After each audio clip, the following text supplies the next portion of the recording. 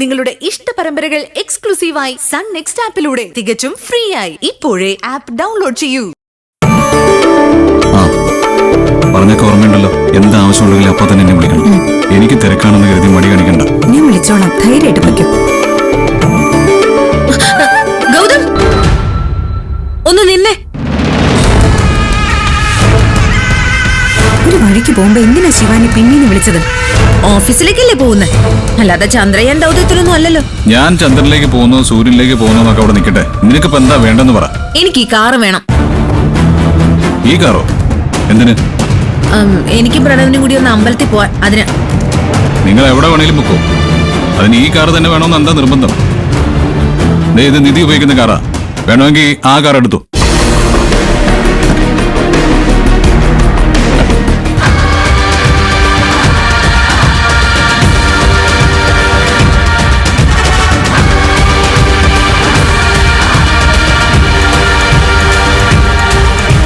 എന്താ ശിവാനി നീ കാണിക്കുന്നേ?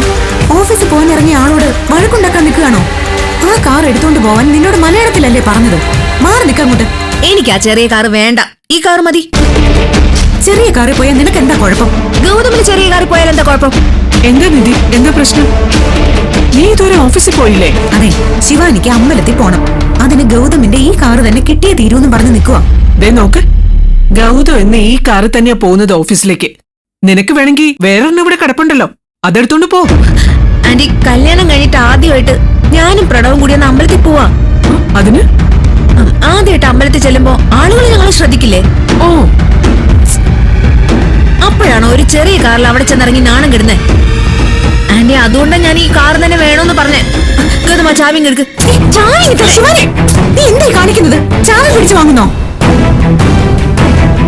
അതെ, അമ്പലത്തിൽ പോകാൻ വലിയ കാർ തന്നെ വേണോന്ന് ഒരു നിർബന്ധവും ഇല്ല. ചെറിയ കാർ ആയാലും മതി. അതോ ചെറിയ കാറിൽ ഈശ്വരമംഗലത്തെ MD പോയിന്ന് കരുതി ആകാശം ഇടിഞ്ഞു വീഴൂ?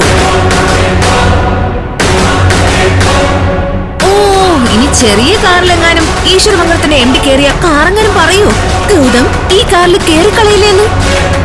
വന്ന് കേറിയ നിമിഷം മുതല് ഒന്നിന് പിറകെ ഒന്നായി നീ പ്രശ്നങ്ങൾ ഉണ്ടാക്കിക്കൊണ്ടിരിക്കുക.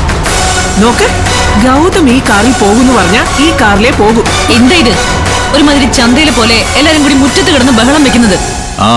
ആ സ്വഭാവമുള്ള ഒരു വീട്ടിലേക്ക് വന്നു കയറിയ ഇതല്ല, ഇതിനപ്പുറം ബഹളം ഇവിടെ നടക്കും. ആന്റി, കേട്ടല്ലോ, ഈ പറഞ്ഞത് എന്നെ കുറിച്ചാ, എന്നെ മാത്രം ഉദ്ദേശിച്ച. ആ കാറിൽ പോ, ഈ കാറിൽ പോ, ഇതുപയോഗിക്കണ്ട അതുപയോഗിക്കണ്ട എന്നൊക്കെ ആജ്ഞാപിക്കാൻ നീ ആരാടി? ഈ കിടക്കുന്ന ഒന്നും നീ സമ്പാദിച്ചതല്ല.